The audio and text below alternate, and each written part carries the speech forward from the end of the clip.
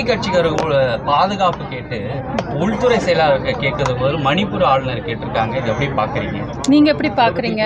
இல்லை, உங்களோட கருத்து என்னவோ அதை சொல்லுங்கள். இல்லை, அரசியலுக்கு வந்தவங்க இன்னும் பாதுகாப்பு கேட்டு யாருக்கு லெட்டர் எழுதணும்னு கூட தெரியாதவங்க, அவங்களோட பாதுகாப்புக்கு யாரை கேட்கணும்னு தெரியாதவங்க, இவங்க எப்படி மக்கள் பாதுகாப்பு பற்றி பேசுகிறாங்க? மக்களுக்கு நல்லாட்சி தருவாங்க, மக்களை காப்பாற்ற போகிறாங்க.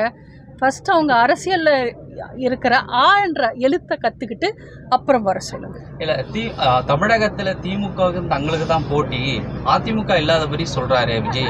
எப்படி பார்க்குறீங்க? அப்படி பேசினா தானே ரிப்போர்ட்டர்ஸ் எல்லாம் நீங்கள் போய் அவரை பார்ப்பீங்க. இல்லைன்னா அவரை ஏன் திரும்பி பார்க்க போகிறாங்க?